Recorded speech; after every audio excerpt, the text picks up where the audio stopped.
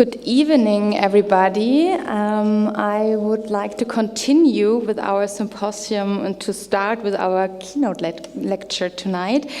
What a day, what a dense and broad range of lectures we had today.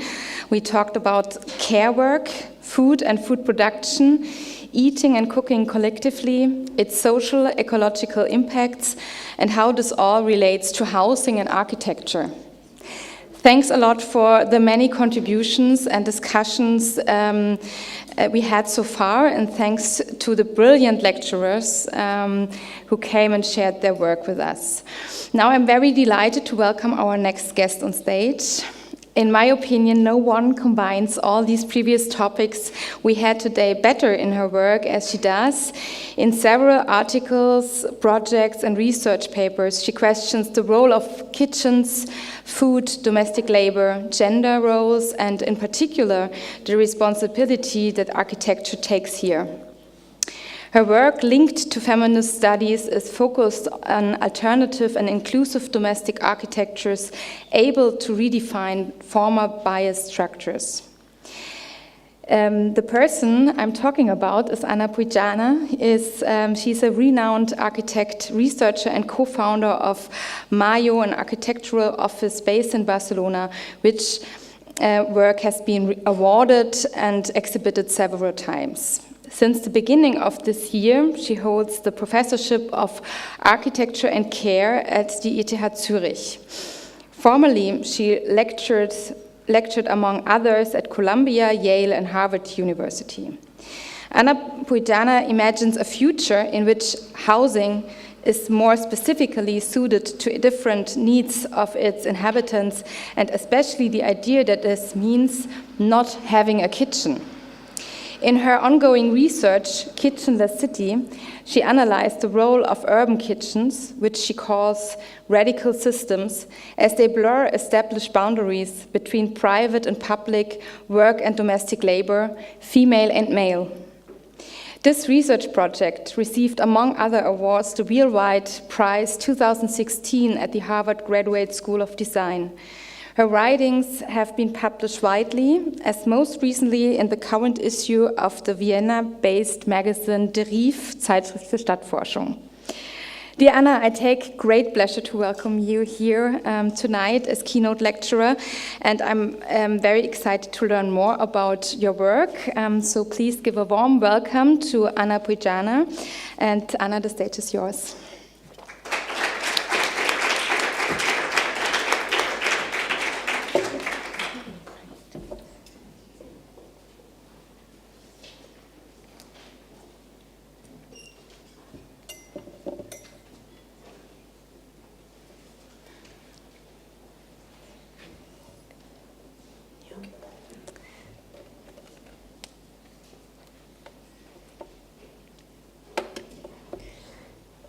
Good. Hello, everyone. I will start first thanking, obviously, the invitation. I'm very honored to be at the end of this long day. Honored, and I feel a lot of responsibility because I'm aware that we are all very tired at this point, and we have received a lot of good information from amazing speakers. So this is a difficult position that I am in now. Thank you, Lene, for the kind invitation and really sweet intro. Thank you for the institution to host and empower these topics within the discipline. That's also something to complement. I'm going to talk today a little bit about housing, a little bit about research. First, probably, I want to acknowledge my own position. So everything that I'm going to talk about, I talk about it from a particular context. I was born and raised in Barcelona, and I work in Barcelona. So my point of view is particularly from there. As you will see later on, I receive grants and support from the US as has been already mentioned, and I work at Columbia University for 5 years, so there's also a lot from that context. And then now I'm at ETH Zurich, and I will be able to talk about this new phase maybe in 5 years from now, because I'm just starting. My German is still not good enough, but I will be good in a few years from now. So, as I was mentioning, I started, well, this story starts in the 2000s, when I ended up the career. I was not really interested on construction, and I focused myself on research and academia. And I was already engaged with feminist groups and movements in the city. And I'm saying this because I'm part from an architectural office, MAIO, that was set up later on, and merged my previous interest with collective interest. And we have always been interested around this image, and sometimes we talk about our work from that perspective, that we try to dismantle, and now I'm going to say big words, we try to dismantle modern biases around the house, the idea of a nuclear family, and how has that empowered through design. These are big words. Let me contextualize. We live a crisis. When I say Barcelona, I mean we are the south of Europe, so the impact of 2008 was very harsh. And we saw how our housing market was not able to answer to the social changes. And at that time, we realized that the way it was designed not only generated a lot of gender biases, but also it was generating a lot of social misfunctions. On the top of that, we were living in a moment that we were already aware, late 2000s, of the impact of late capitalism and how this has changed radically labor, and obviously, among all kinds of labor, radically care labor, domestic labor. Every time that we have had an industrial revolution, we have seen an impact on labor, and we have seen how architecture has responded to it. Now, I'm not going to go that much into it, but I think we have an audience that you're aware of these changes, and we are now trying to understand how to respond to that. Because on one hand, we see how digital technologies are impacting and empowering extractivist practices, but on the other hand, we see how there are also openings, as we saw today, to imagine new ways of structuring labor within architecture that are fairer. So our critique, coming back to housing, was precisely to this typology that occupied most of the housing market in Spain in the 2000s.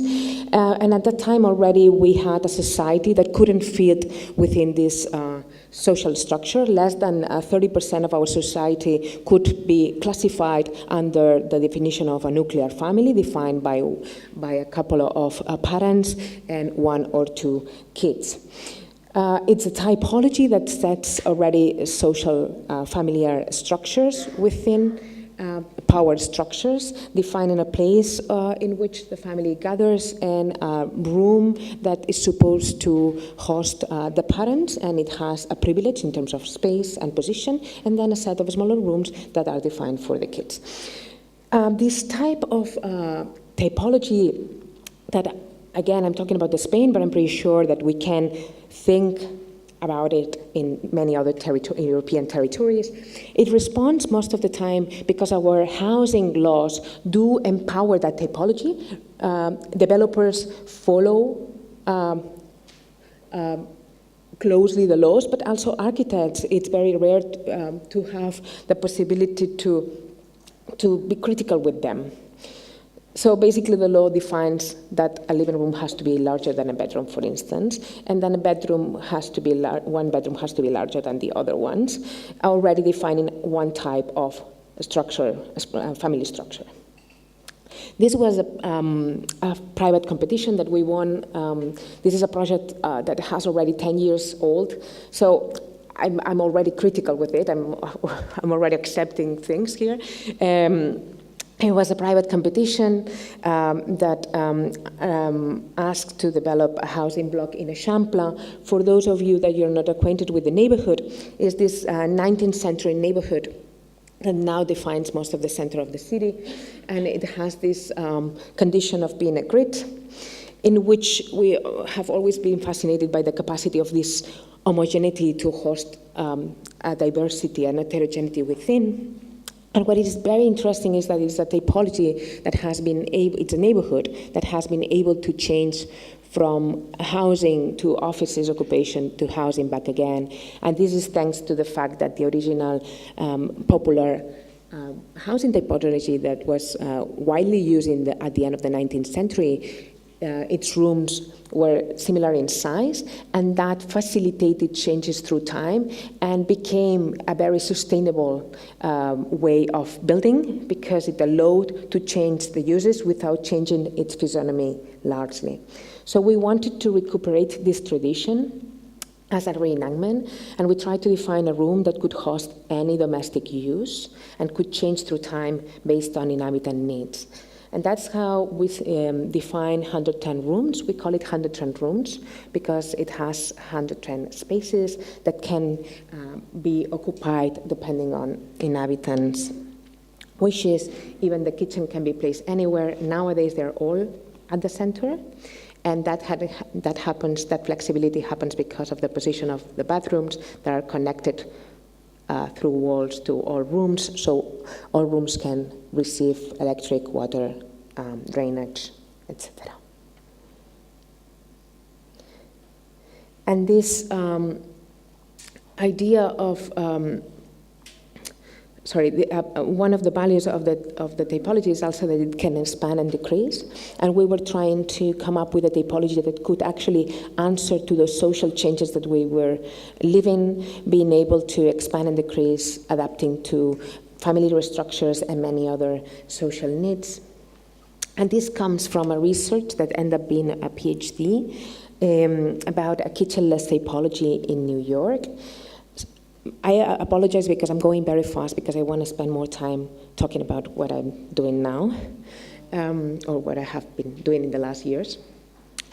And this kitchenless typology emerged at the end of the 19th century in New York, answering to two main things. First, the large incorporation of women into industrial labor that happened at the beginning, at the end of the 18th century, beginning of the 19th century, but it had a large impact at the end of the 19th century in cities as New York. But also you have to understand also that we are living in a period in which slavery, it was progressively being abolished, and that had a large impact on domestic labor force. So this also collides with a moment in which we have the influence of European thinkers in the US as Robert Owens, Charles Fourier, Saint-Simon, and many others. All this story was captured in the Grand Domestic Revolution.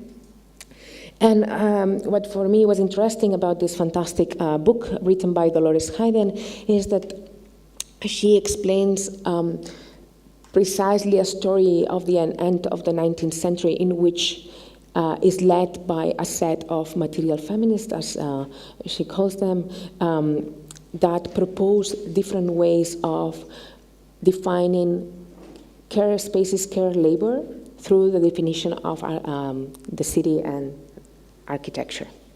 But for me, what was interesting is to discover that actually in New York, most of these projects that a lack of kitchens and had collective kitchens instead that tried to rearrange how domestic labor was performed actually had an economic background, not an ideological one. Let me use this term.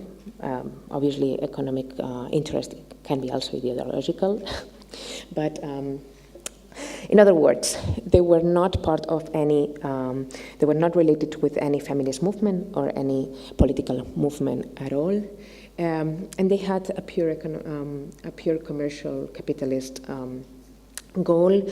They were addressed for the middle class. In this case, we are like talking about a very large middle class spectrum with salaries ranging from bookseller salary to domestic worker salary to lawyer salary. So at that time, historians classified middle class in a very broad range, and that's why we have very small apartments with low rents to enormous, very luxurious apartments with very high rents with no kitchens and shared kitchens. And one of the values of these buildings is at the turn of the 19th century, 20th century, they started to have the possibility to enlarge and decrease apartments, adding or subtracting rooms. And it's something that we capture and we integrated in the housing block in Barcelona. I'm not going too much. If you want to ask about this later on, we can discuss. I am also not going to talk too much about this. Ground floor. I have well knowledge about this building. In this building, what we tried was to come up with a typology that was that could widen the a spectrum of types of family occupations, and I think we achieved very broadly that. We were very proud to have an impact, or local impact, after it. We were not the only ones pushing for a change. Many other groups were pushing for a change, and thanks to this building, but also other things that happen in Barcelona, public calls, public tenders started to incorporate gender perspectives in social housing development, and thanks to that, we had the opportunity to work more intersectionally. So the next building that I'm going to present, that we just finished, it's a housing block that has the same goal in terms of type arrangement, but in this case it's affordable housing. It's built with a price of 800 euros a square meter. Just to give you a reference, nowadays in Barcelona you build for 2,000 euros a square meter, so it's less than half of a price. And not only that was an effort in terms of design, but also what we did was to redefine the typology in order to assure that the consumes afterwards were extremely low for the inhabitants, so that we were not designing something that would put an economic load on inhabitants. It's at the outskirts of a city called Sant Feliu, and the typology is very similar, but the huge difference is that we just have one bathroom to cut down expenses, but we provide a space, an external space, that it's a winter garden that acts as a cooling device in summer and as a heating device in winter. So basically, all apartments do have transversal ventilation. Here is not properly drawn, but they do have transversal ventilation. And there's an interior patio that allows this effect of chimney. We work with greenery at the outside to make sure that the air would get the humidity before going up in summer to cool down the air. And then the winter, it works exactly the opposite. So the interior space heats down the heating, providing inside warmer air, but also the winter gardens act as buffers. And then, if you ask me how if we have a law that restricts different sizes of rooms, how we have been managed to define semi-equal spaces, it's precisely because we always use double doors. A double door legally allows you to legally understand two rooms as one space, and that assures that any space, legally speaking, can be understood as any type of domestic space. And that's why also all spaces have same windows, meaning same type of air ventilation and same type of sun impact. So if you take, So if you take a look to the spaces, they all have large windows to outdoor.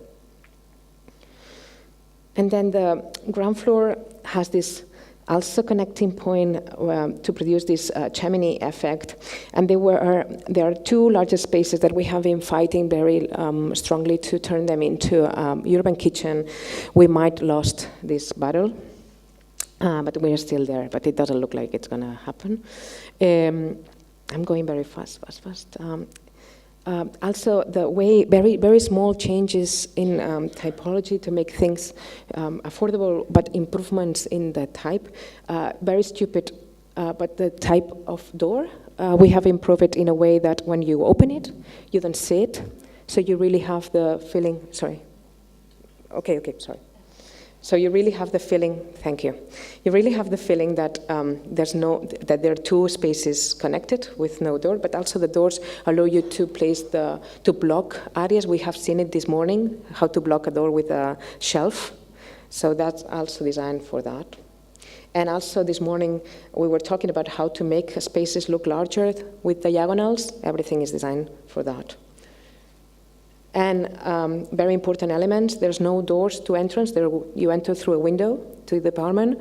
This is to engage neighborhood relations if wished. And then there's a set of layers that provide security and privacy if wished as well. And this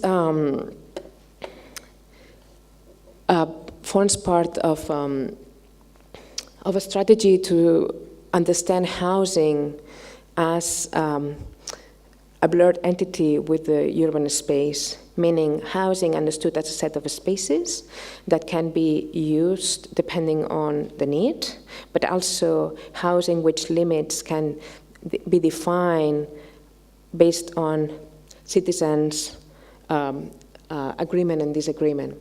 And with this, maybe, now I'm going to start speaking slower. This is I have been researching for the last 7 years. It's a type of urban kitchen. I call it urban kitchen to distinguish it from other types of collective or common kitchens that are that we know. I call them urban kitchens because they are all the cases, the 3 cases that I'm going to explain today, they do happen in 3 cities. And in each city, there are hundreds and thousands of them. They're connected among them, so they have a metropolitan organization. And they're open to the public meaning anyone in the street can have access to it. I'm going to explain 3 stories. The first one I'm going to spend a lot of time because it's the one probably that I have a deeper attachment, and it's actually placed in Lima, Peru. And I'm looking to my dear colleague that seems that Peru has been very present today in the session, and I'm very glad for that. And this probably is the one that is the eldest. All these kitchens have emerged in the last decades, all of them answering to different crises that we could relate to late capitalism, crisis of migration, crisis of climate change, etc., etc. This one it talks about a migration that started in the 50s, but largely in the 60s in Peru. It's a migration that mostly comes from rural areas to Lima, to the city. And it happened due to a lack of regulation of rural areas, but also you have to understand that Lima has a weather that allows those large occupations. It's a comfortable climate, and also at that time, Lima lack of a regulation. Housing regulation. I can talk about this later in the questions if that it was a bit flexible. So we have suddenly these massive occupations that were self-organized. They used to occupy territories around the city center, forming what it's called las barriadas. Usually they were occupied by 100 people, groups of 200, 300 during the night. That's why they were built very fast at once. You have to imagine that if this starts in the 60s, by 1981, 41% of the population of Lima were already migrant, could be classified already as a migrant population. So the impact on the city was massive. And it's not that we don't see a response from the government. Actually, Fernando Belaunde, who I'm going to talk about a lot today because he's an important figure in this story, he was not only the president, but also an architect. So he tried in the 60s to respond to this reality through modern housing, thinking that through modern housing he could answer to these large occupations, but it was a failure. So it was not that it was not the need to support, but actually that they couldn't really support. So what happened is, in front of the lack of support, self-organization started to be set up. And it's a set of organization that from the beginning is led by women.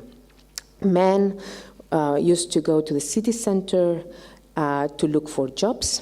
The city center, as you can imagine, was not properly connected with these areas, so it took long. So women were left alone to maintain and build and construct their neighbors.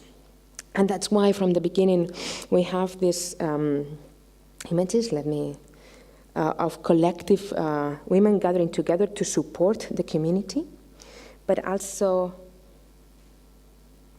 sorry, I'm missing one image.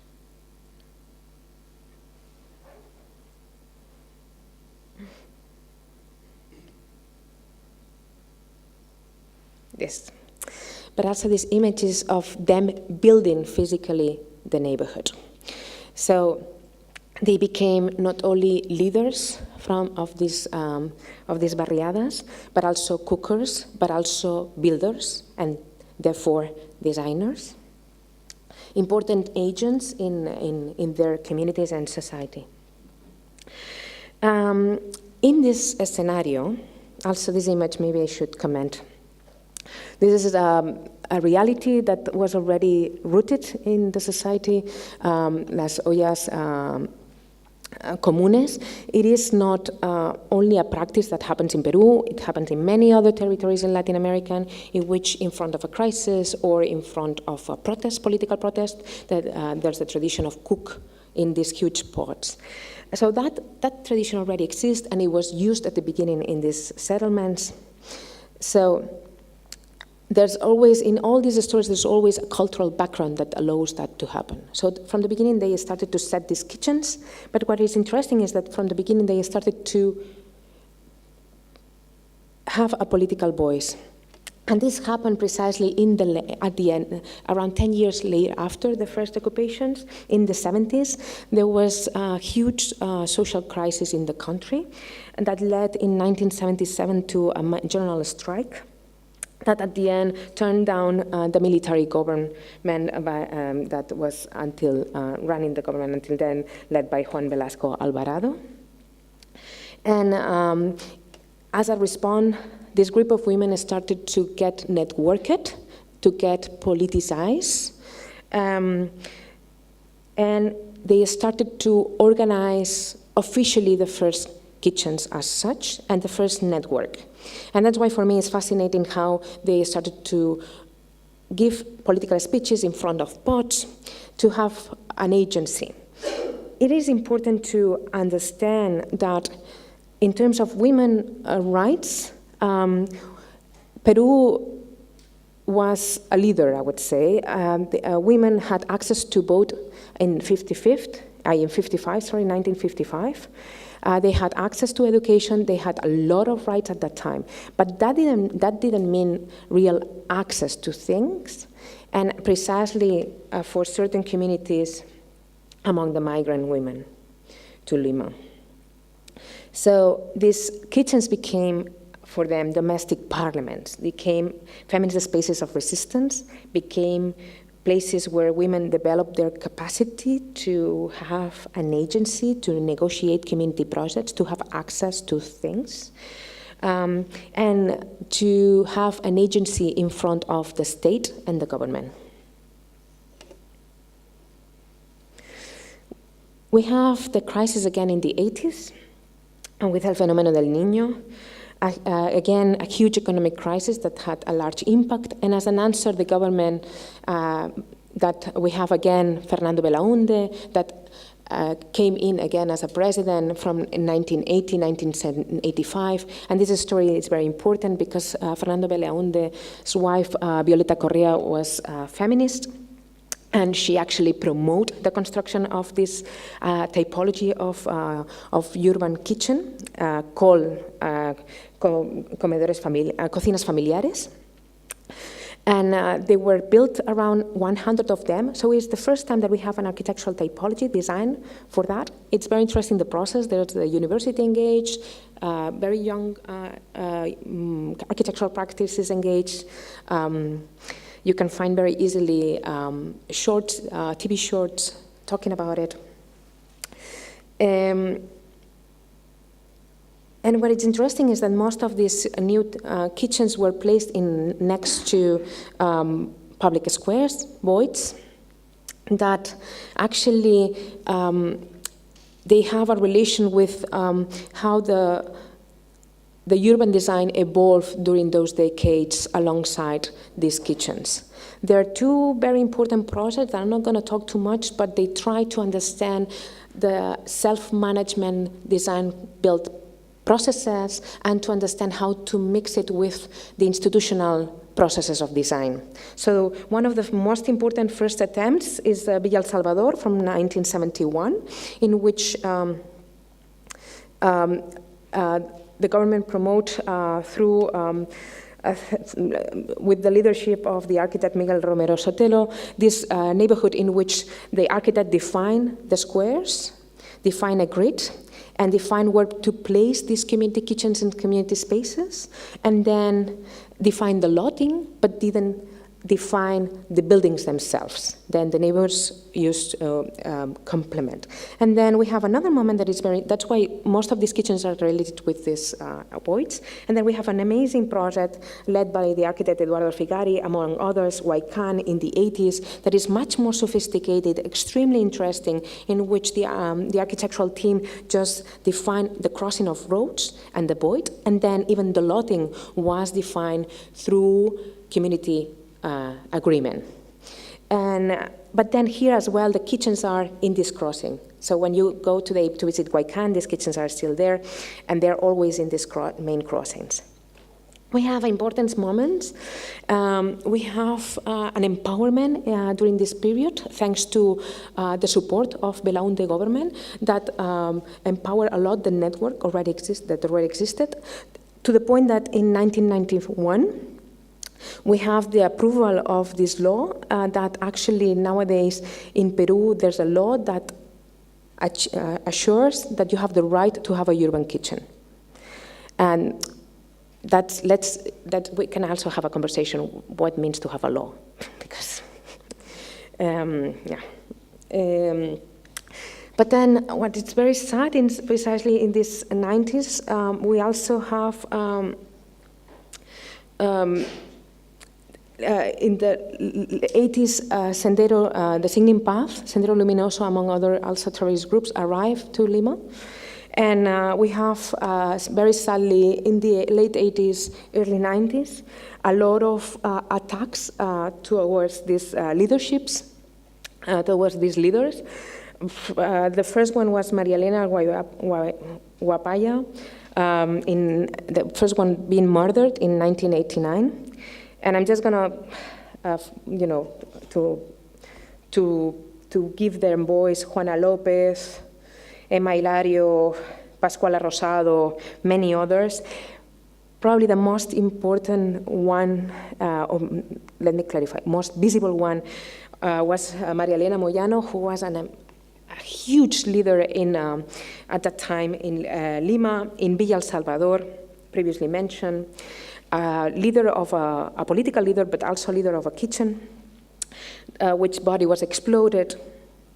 which had a huge impact on society. And you have these images of 300,000 people occupying the streets of Lima, protesting against this murder. And that moment changed the ethos of the kitchens. Leaderships started to be afraid and scared. And it's not that they disappear, but they kind of back up a little bit. And that's why nowadays, when you talk with them, most of them claim that they don't have a political agency.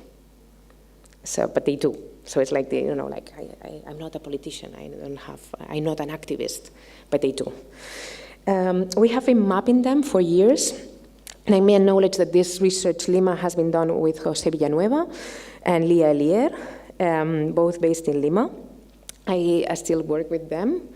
And we have also researchers from Columbia University and nowadays from ETH. We have been mapping for years because you have only official lists that are not complete at all. We have counted so far now more, like 2,500 comedores that provides actually that they benefit through around 200,000 people in Lima. You have to imagine that that's quite around 15% of the population benefits of this reality. I'm going to show you pictures of nowadays. Some of them occupy existing housing. Others occupy buildings. Some of them are very small, some of them are very large. They all work in the same way. They are groups of 15 women. They work in turns of three women, 3 days. They don't receive a payment of this work, and this is very important because they claim a pre-colonial. They always explain it like this. They claim they don't want to receive a payment because they claim that they want to belong to the culture of Minca, which is considered a pre-colonial culture, which means a trade that is not economical trade. And they feel that if they receive an economic payment, they would lose their ethos. And this is very important. They do have other works. There are closed groups, gender bias, so just women can participate. Very difficult to access, very difficult. They have a lot of power. They do decide who receives the food for free in the community. The food anyone can go eat is very good, actually. Some of them, as the one that you see, they have received support from different groups, associations. This one has an architectural group behind. Very interesting group of architects led by Javier Vera. Very good designers. Others are more self-managed. The menus are sold for a reduced price compared to a restaurant, so it's economic. And for me, what's interesting is in these years, I have found that there have been replicas. There have been replicas that have been directly referred to this Lima case as Mexico, but others not necessarily. So it means that there's something happening, that in different territories, similar answers are popping up. So we have the case of Mexico. Mexico, in 2008, the mayor of Ciudad de México, Marcelo Ebrard, decided to promote a network of public kitchens called comedores comunitarios. In this case, it's a top-down initiative, meaning it's the government that provides. Any citizen with a space larger than 30 square meters can apply, and as an answer, the government installs an industrial kitchen in that space. Most of them are houses. As an answer, this group of citizens, not necessarily the people that do live there, have to cook daily for around 200, 300 people. It's actually the same amount of number that daily menus that they're cooked in comedores in Lima. In Mexico, the difference is that they do receive a small salary. The menus are also sold for a small price. And they can manage to reduce the price because also the government provides rice, bean, and water, which is very important. And there are nowadays, as you will see maps, there are around 500 of them. And this happens because there's also a cultural background. So we have a crisis in the 80s, in which huge social crisis, in which the government decides to control the crisis by controlling food production and consumption. So they start to promote the system of conasupos, which are cooperatives of consumes supported by the government. But also we have and conasupers, so the government started to control from the production of food to the distribution of food. We have these conasupers that sometimes were in trucks, others, this is the production of food by the government, but others that were like real, like big supermarkets, public supermarkets. And in parallel, they decided to also to promote collective kitchens, urban kitchens. And there were a lot of, around 100. All this reality stopped with a change of policies. When Salinas got the government in '88, they started to dismantle all these systems that, as you can imagine, end up in the treatment with the US and NAFTA. That there's no need to enter into that, but basically dismantle a lot of social structures and rights in Mexico. But it's interesting to see that in 2008 they're able to implement this back because there are already 100 kitchens there that are still active, not empowered but active, and the government decides to empower them. I'm going to show some images. As I was mentioning, some of them are occupied houses, which is very interesting because they turn into public spaces temporarily. Like this is, and this happens also because a lot of houses do have a typology around a patio. So the patio facilitates to preserve the intimacy of the family and yet be public during certain hours of the day. There are others that are extremely large, as this one, la casa del adulto mayor y su familia, CAMFA, that provides food for the elderly, and they provide around 500 menus, so it's very large. But others that also, and this elderly initiative is related with governmental initiatives.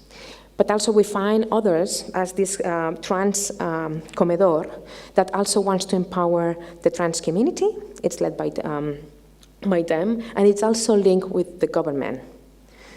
And they provide also health advice and support alongside. These are the maps. In Mexico, it's very easy to find them. You can Google. They're all rated, blah, blah, blah.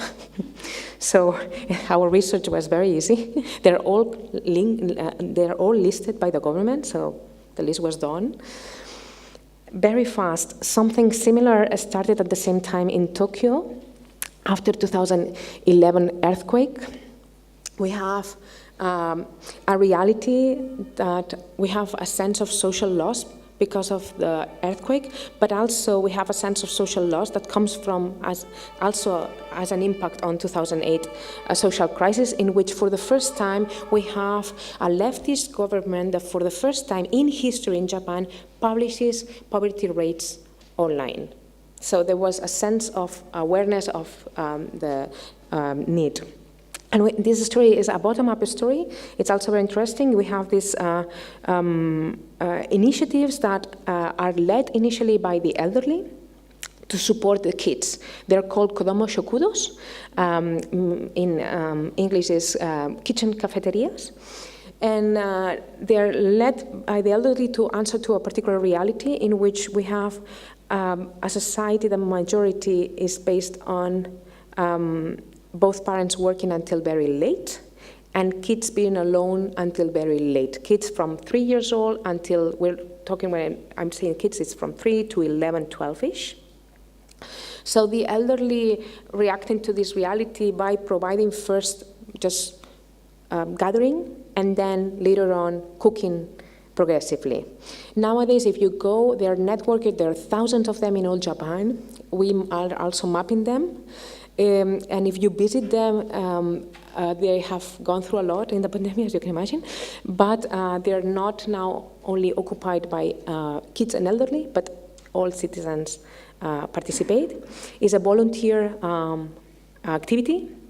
It occupies different spaces depending on ability. They don't receive economic resources. Now the government is thinking about doing that. Some do receive, but it's kind of a new thing. So it's self-managed, and food is provided for free because food is donated as well. So work, food, everything is donated. And I'm going to end up with what we're doing, trying to, all the research, I always do it from, again, a perspective of Barcelona. So if I do this research, is to try to visualize certain realities that I found interesting for our context, meaning I'm pushing the city of Barcelona to open a network of urban kitchens because there are already a lot of collectives that are pushing for that, but they're not spaces, available spaces, so they occupy random spaces. So in order to sensibilize the citizenship, we set up a public kitchen in the center of Barcelona for hundreds of people. We cook for 3 days, and I invite all these activists and members of the different territories. So I could have the luxury to have 2 of the leaders of the Lima comedores coming in, speaking about their activities to the public and while cooking and serving food. And we talk about many other things, like how mussels might have, with cooking sections, how mussels might have an impact on material production, so how our habits do have an impact on climate change and so on. And I'm saying this because I'm going to show the last video, the last piece that we have done about this that was shown in Benz Biennial. And I'm sorry that I'm speaking more than 45 minutes, I'm realizing now. So this is the last thing, and it lasts like a few minutes. It's a project that wants to visualize precisely those collectives that are already working, politically speaking, from the action of cooking in Barcelona for different reasons. We visualize one collective that is Abarca, that empowers the migrant community, the Afro migrant community in Barcelona, through food production and consumption.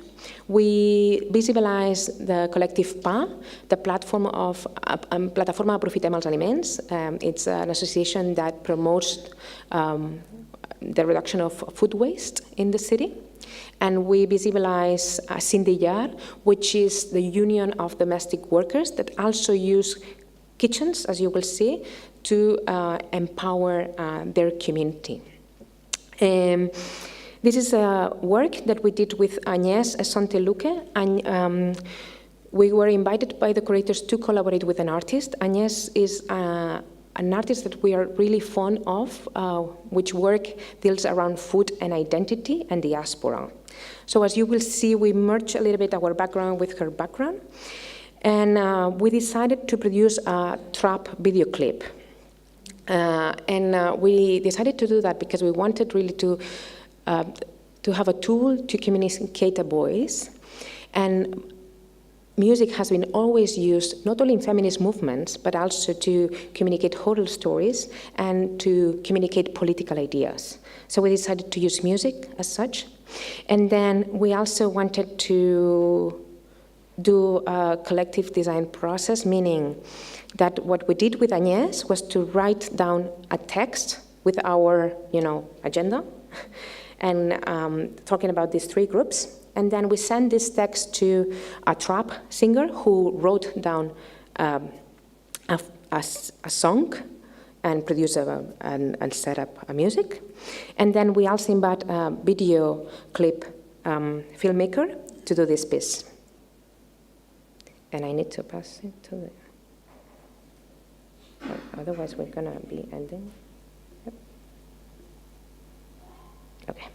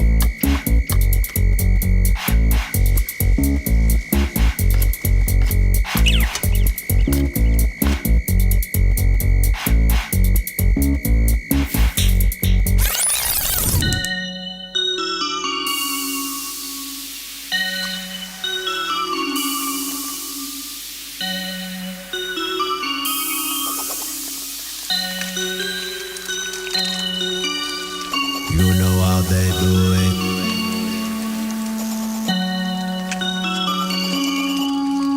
You know how they do it. You know how they do it. You know how they do it. I go. You know how they do it.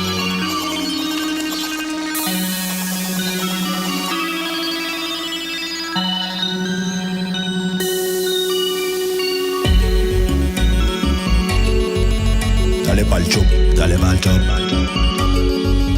Muévelo chop, muévela. Dale pa'l chop.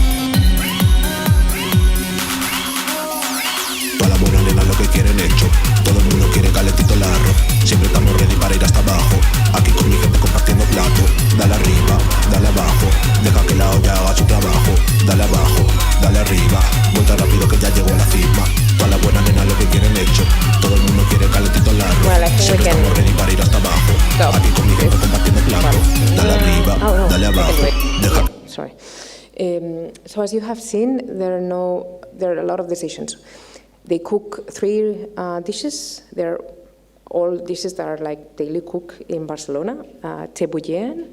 They're all rice dishes: Puigjaner, paella, and arroz chaufa.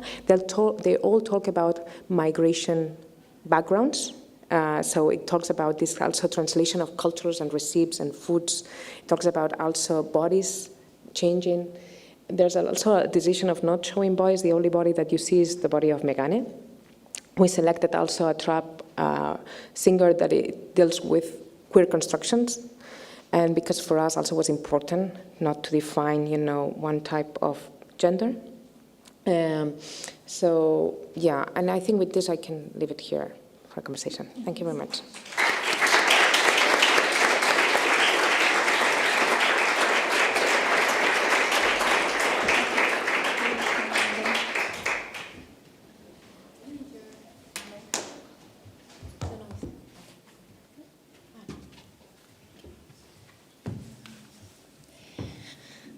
Thank you, Anna, for this wonderful lecture and in the end this video presentation. I saw it already actually in Venice, but it's twice as even better. Maybe I just start there with my first questions on this video work, because I think it relates very good. I found in my preparation, in the description to this video work, and there I want to quote two sentences. Our kitchens are battlefields. Far more than a space for cooking and preparing meals, they are sites of profound political significance, where our social realities are constructed. Here we witness the normality of gender roles, domestic labor, family structures, and even architectural typology. End of quote. So I think this is quite strong. and I really appreciate the wording.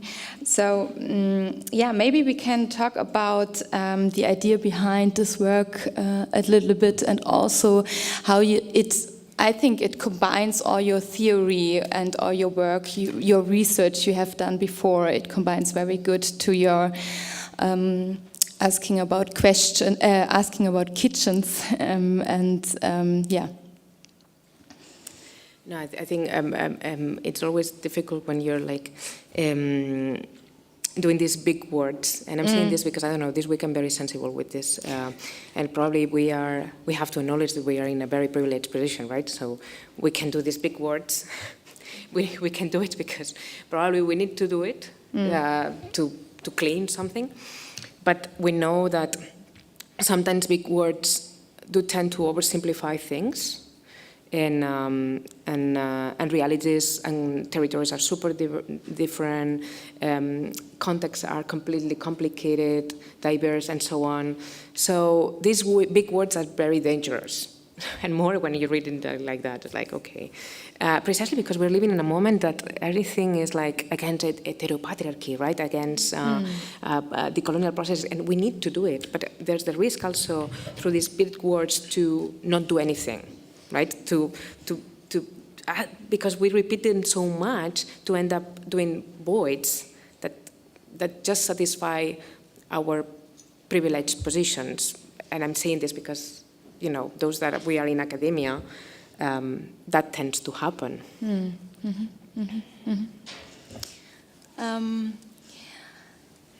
I would like also, because this was something, it was mentioned several times today, and I go back to an interview of you I read earlier. There you mentioned something that I found quite striking.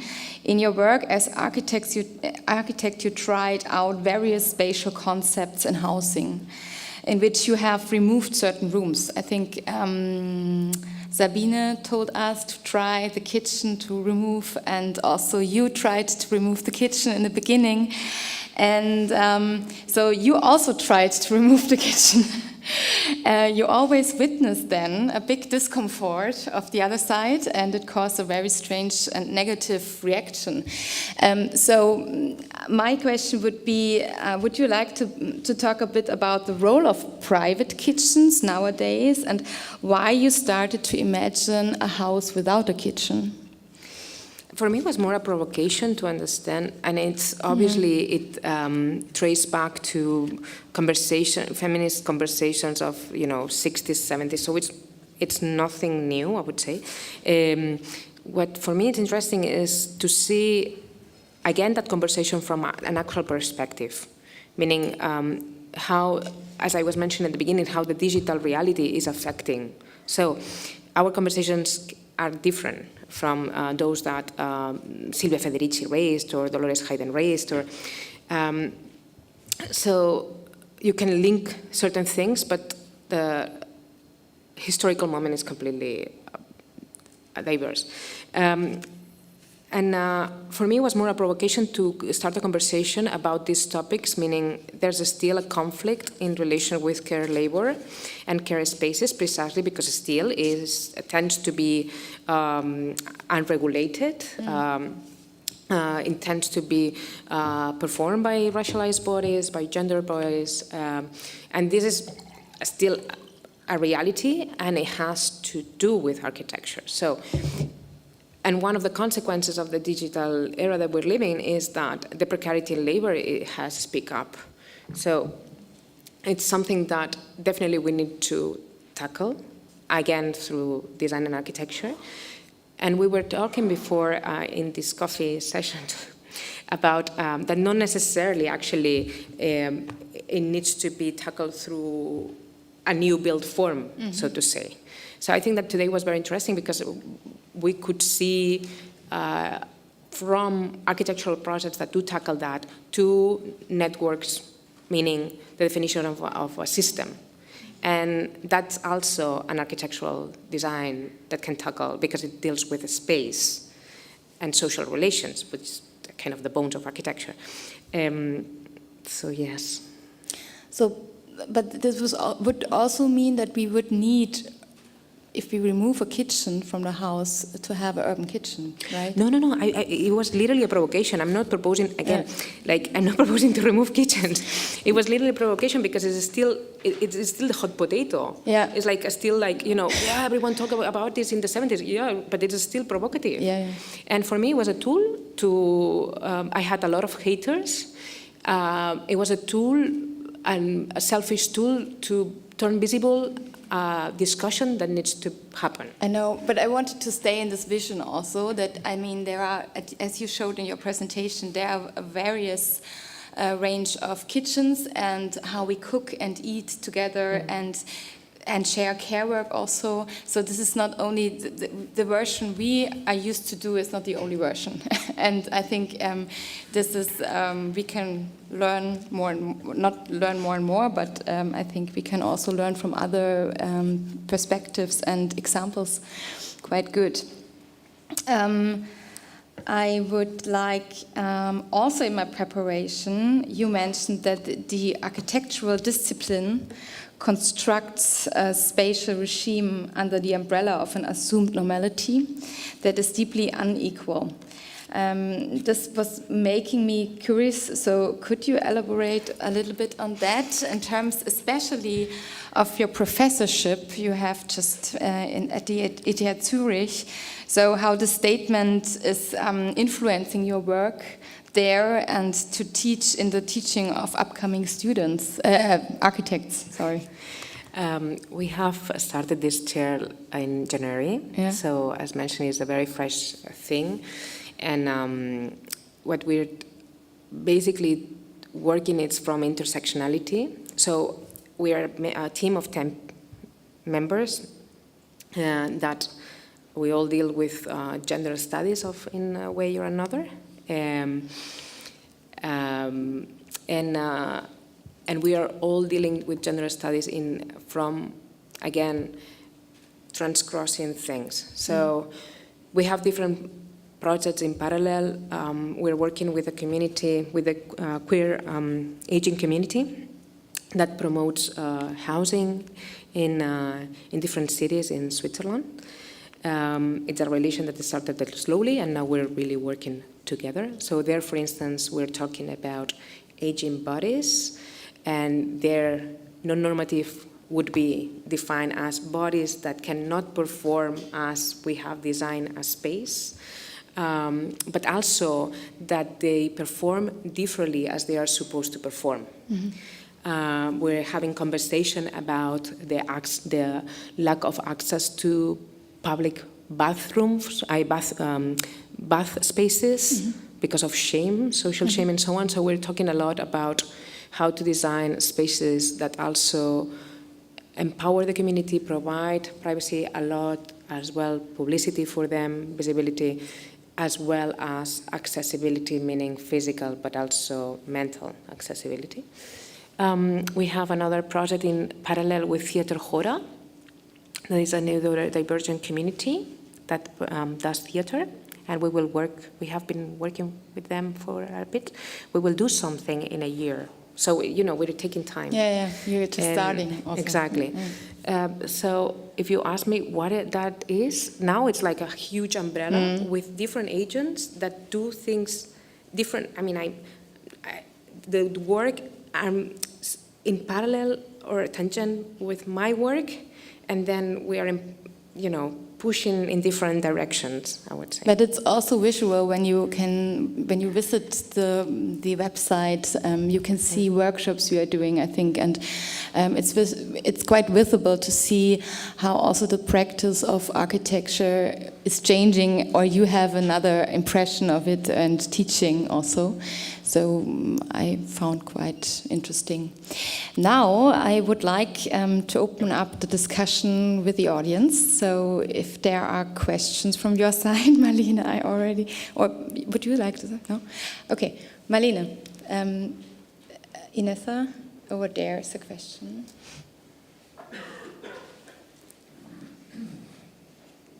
Marlene, there, yeah.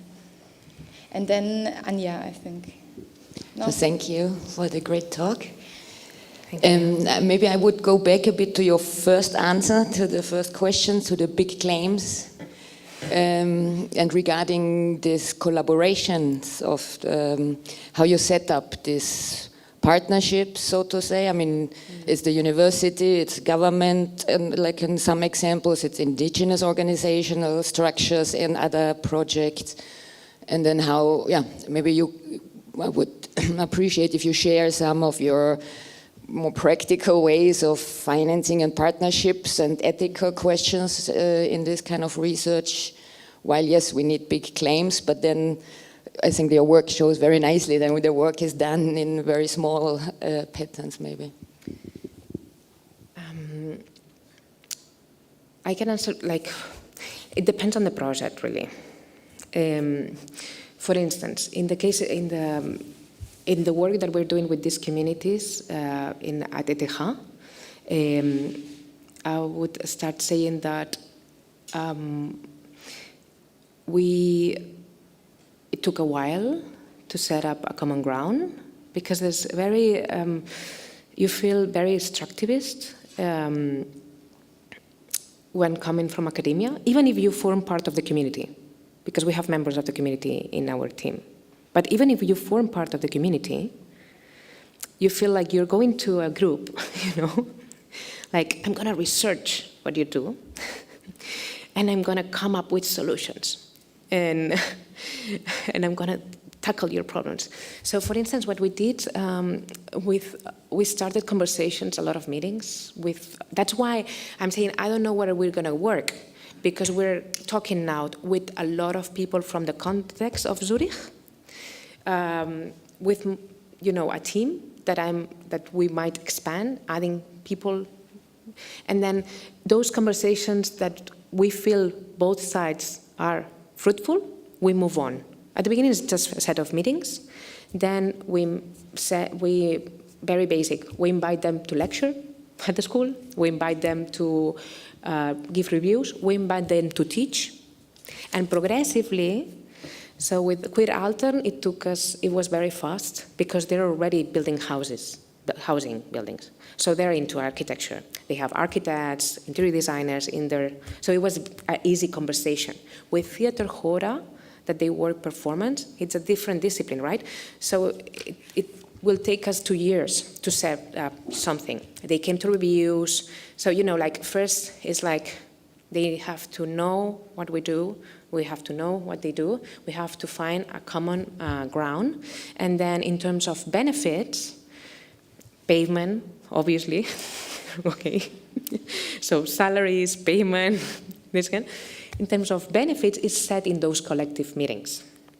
So for instance, with Queer Altern, we're now working with 5 students just. So I would say that the students are the minority. The Queer Altern group is very large. And we have like 5 students and 30 people.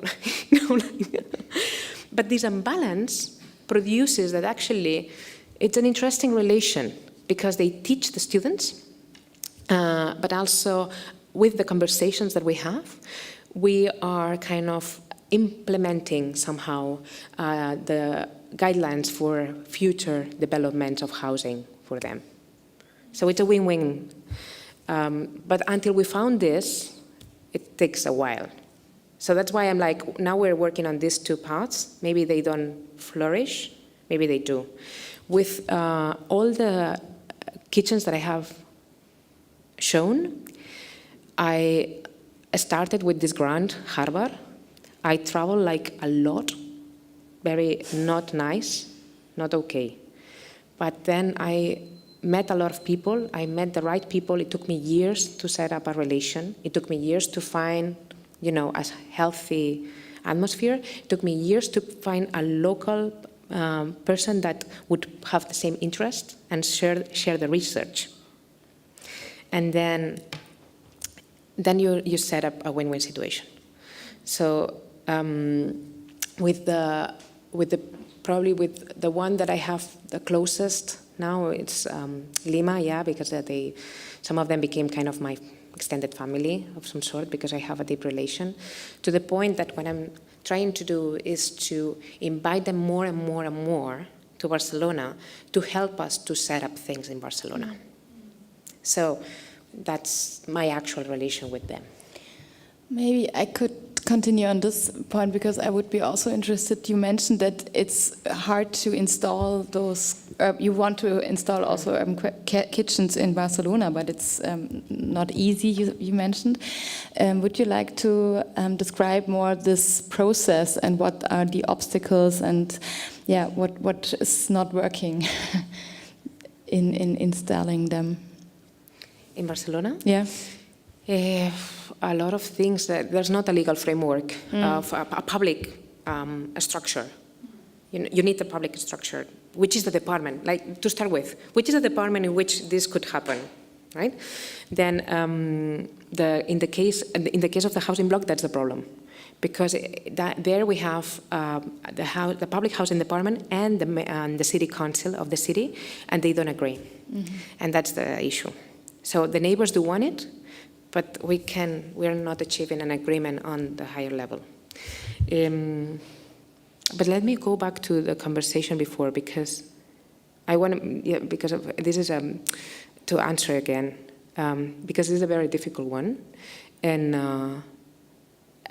it is not one answer, and you have to find the benefit of everyone, and sometimes it's not economical. Let's say in this, because you realize we realize in some cases that it's not through money, and this is also very important to understand. Any more questions? Here is Gabriela and Anja. Yeah, she was first. Thank you so much. It's so inspiring. I have a simple question. Is there any way to share your film? From birth? No, the film you showed. Is there any way to share it? Yes, it's online. Okay, thank you. It was online, but I think I can share it. It was online for sure. You have to go to Venice. No, it was online for sure. They have the interest to share it. So, yeah. Thank you so much. And I think the next question was from Gabriela. Here in the second row.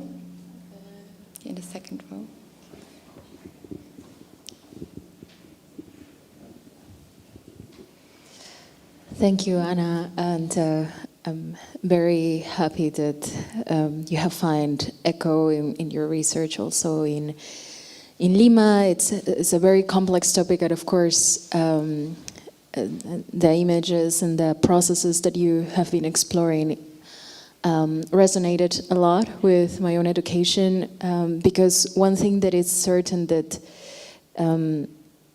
it is a way to understand the city and the capital and its economies through also a practice of architecture that is modernist, is extractivist, and it's overpowered the other knowledges that in that specific case, and I'm assuming also that you have seen this in Mexico, kind of like presents to you very clearly the power of self-organization and self-governance that comes not actually from urbanism and modernity. That is basically how architects are educated in the global south. So my question goes into these, like how do we, those who are in academia, those who are advancing, also other knowledge constructs can allow spaces for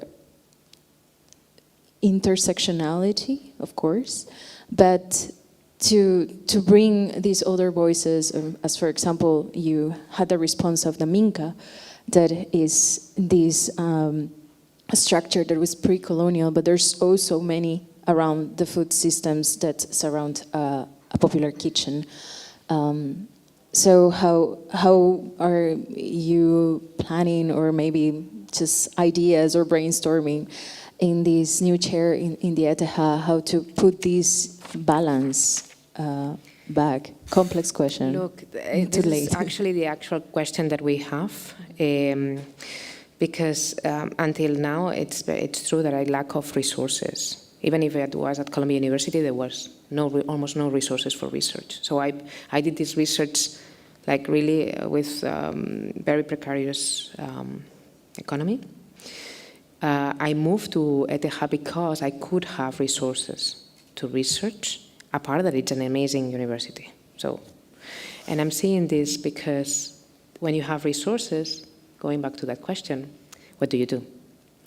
And obviously, I got approached by the University of Peru already. But then what do you do? Not to be colonial? No, now we're going to go and build kitchens. No? How to use the strength that I have, but on the other hand, so it's like how to redistribute power in a reasonable manner. And it's not an easy question at all. And it's not only about hiring, bringing people to university. I don't have an answer yet. Until now, I was very clear. I was doing research to apply it to Barcelona, and then I was finding the way to redistribute benefit. But it was very clear. It was clean, Now it's a bit much more complicated, I would say, because I have resources.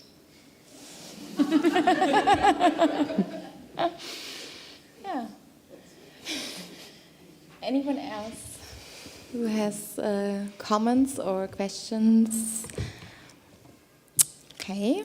Yeah, Bernadette? I mean, it's not a question, it's more a comment. I think I really appreciate that a lot, that you're so open with these very difficult questions. Yes. and opportunities, and also that you were very clear from where you come, how your knowledge is situated, how you look at things and how you observe things. I think this is not something common we have normally in architectural discourses, and also that you put the time into the discussion, that you need time to build up relationship. It's not about going somewhere and observing something, it's about investing time and also money and resources, but I think the question of time, and this also popped up in the other panels, is something very special, and just wanted to say thank you for that. Thanks. Thank you. Yeah, thank you.